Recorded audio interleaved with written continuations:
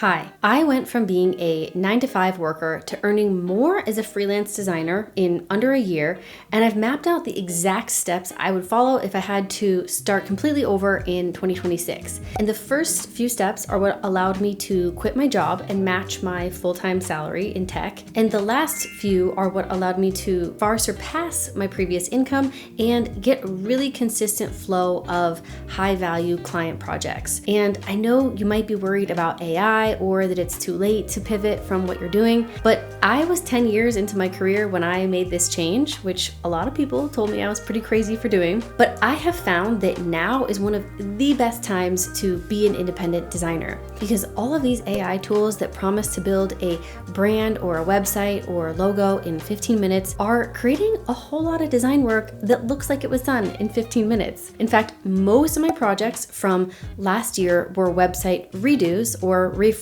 to replace what had been created by AI without any help from a designer. So with the right approach, I think so many more designers could be taking advantage of the opportunity that's out there. But to do so, you need to kind of get set up in the right way. And I'm going to talk through 5 steps, which are different than the ones I usually hear people talk about, but they're what worked for me. And I'm going to end with a random list of my absolute biggest tips for really succeeding across all of these steps. So get comfy and let's get into it. So step 1, I would think of 3 to 4 dream design projects or dream clients. And this part should be fun. And what you're going to do with those is build out mini self-initiated projects as if they were real clients. So for me, I think I thought of 4 ideal businesses that I would love to create websites for. And I then created high fidelity Figma prototypes for each of those businesses. And I recommend giving yourself a deadline for this. And if you really want to raise the likelihood that you're going to follow through on this goal by 42%, apparently, according to this researcher, write it down. Write down, I will have 3 strong sample projects by the end of X month. You can even drop it in a comment on this video and I will cheer you on. So I created those 3 to 4 dream client project websites and I built mini case studies around them. So you don't have to go crazy with this, just keep it pretty basic. The idea is just to use these projects to showcase what you can do and what you want to be doing. And in the future, if anyone asks you if they're real projects, of course you should be honest, but I personally never had someone ask. You do have a choice at this phase of whether to do all of these projects within the same specific niche or whether to show different niches. And it's up to you, but my advice would be to not make them too wildly different from one another. So I wouldn't do like one e-commerce project for a beauty brand and another project for a B2B software company. I would just get a general idea of the realm you would like to be in. And I think what I did was service businesses. So they were all a bit different, but they kind of followed the same basic structure. So once you have a few foundational projects that you feel good about and they represent what you can do, it's time for a soft launch. This step is all about spreading the word and getting a few beta clients. And as always, I recommend starting with your very inner circle. So family, friends, any community you're a part of, people who know you or who know someone who you know. I would post, talk, text, email, do not be shy. In fact, be shameless. Individuals who are just getting started with creating a new business are often a really good starting point as clients because you both kind of need something that the other person has, right? You need early clients willing to take a bet on you so you can flesh out your portfolio. And they, a lot of the time, need a good deal since usually they haven't actually started earning money yet in their business. I would think of these as beta clients because it's not really about the money at this point. They're not going to be your highest paying projects. It's all about these other things that you are getting. And side note here is that sometimes, surprisingly, these early clients end up being some of the most challenging you will ever have. And the reason for this is that for early stage business owners, paying 1 or 2K for a design project actually feels like a huge deal for them. And because of that, every decision can feel kind of emotional. And they will often try to squeeze every possible ounce of work out of you that they can. So my number 1 advice would just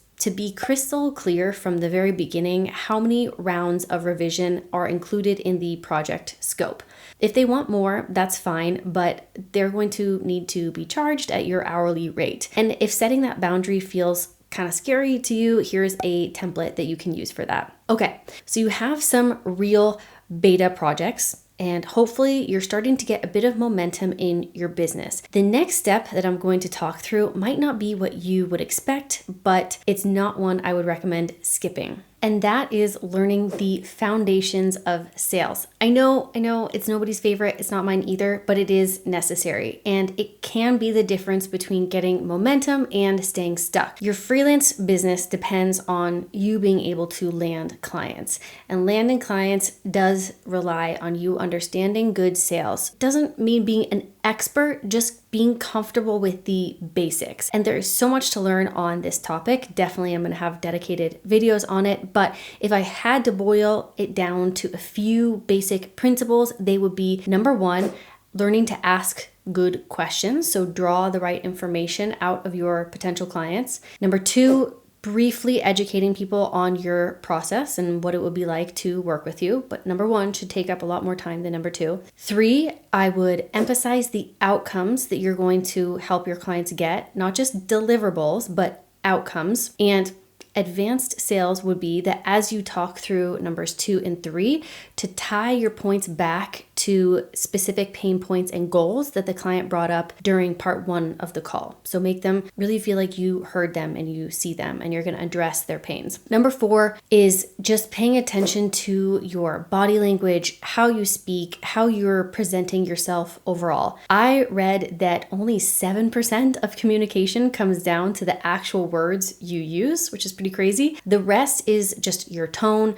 body language, and other visual cues. So on a video call, that would be things like the lighting, how you're dressed, your expressions. Again, the rest I'm going to save for another video, but those are, I would say, the most important things to start thinking about. And the exact framework that I use for all my sales calls is in here. I'll link it down below. It's not a script because I think it's important to sound natural and to sound like yourself, but it is a specific structure and it does include the most important lines that I think you need to say in your own words on every single call, no matter what. All right, we've got your dream project case studies. We have a few real beta client projects, a basic understanding of sales. Now comes the part where unfortunately I see so many people quit. But you won't. Here's what you're going to do. This is the step where you're going to pitch your work to more potential clients and progressively bigger clients. You are going to post about your work so that it gets more eyes on it, and you're going to keep practicing your skills and run all of that on repeat. So pitch, post, and practice. At this phase, hopefully, you will have started getting referral projects from previous clients. And if that's not happening, either A, your previous clients are just busy and they're not thinking of you and you need to ask for referrals proactively. And here's a message template that you can use to do that. Or B, those clients didn't have an amazing enough experience with you that they would feel comfortable referring you to their network. And that's okay. This is why asking for honest feedback at the end of every project is so important. Messy projects can actually be so good for your business if you are brave enough to really ask yourself what needed to go differently, and then you go work on that thing. So aside from pursuing referrals, I recommend using your foundational projects as leverage to pitch other people with similar needs to your previous clients. I recommend posting on whichever platform your target clients hang out on. So for me, this was mostly LinkedIn. For you, it might be Instagram or X. And all the while, just keep practicing. The secret about landing consistent, good clients is that there is no secret. It's literally just about showing up consistently and getting so good at what you do that the market cannot ignore you. And just not quitting. I heard a quote somewhere that people's success is directly correlated to the amount of rejection that they are willing to endure. And I think that's really true. It's really just about perseverance. And I can't promise how long you'll be in this pitch, post, practice phase before things start to get a bit easier. But I can promise that if you keep at it and you keep improving, you will break through. And this leads me to the next phase, and that is raising your prices. Okay, are clients happy with the work that you're providing? Do they tell you that it's valuable to them?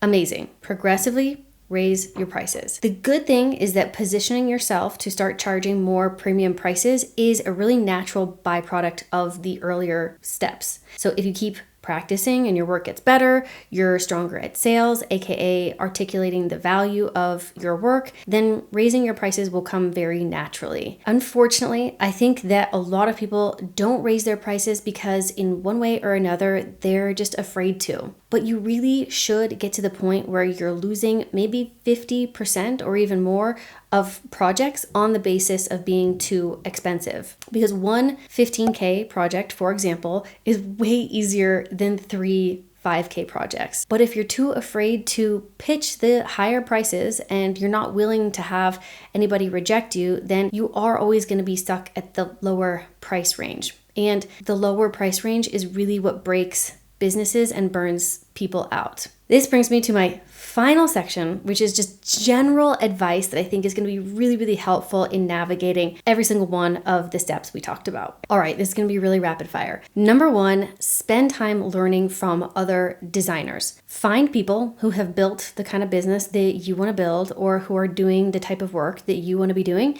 and study them, or even better, talk to them. Really understand their process and their approach. None of the steps that I talked about before involve reinventing the wheel. All of this has been done before by many people successfully. You just have to cut through all of the noise out there, find the good information, and act on it. Number two, invest in tools. And I don't mean like thousands of dollars before you've even started earning money, but do reinvest some of the earnings from your projects in yourself and your business. I heard someone say you can't expect others to invest in you if you're not investing in yourself. And I was like, yeah.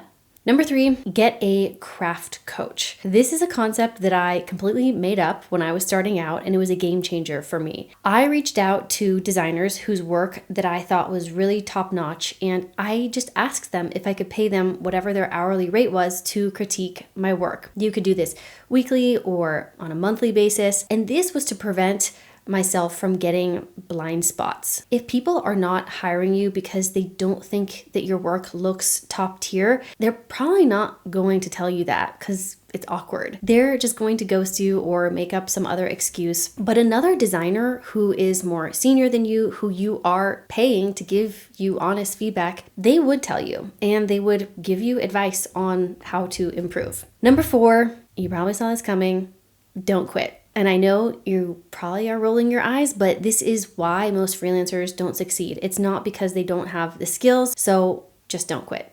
I truly believe that if you keep at these things for long enough, you're going to have an amazing freelance business. It's the best decision that I made, and I want to help as many other people as possible succeed at it too. I'm rooting for you. I'm going to be here along the way to help out however I can. Good luck. You got this.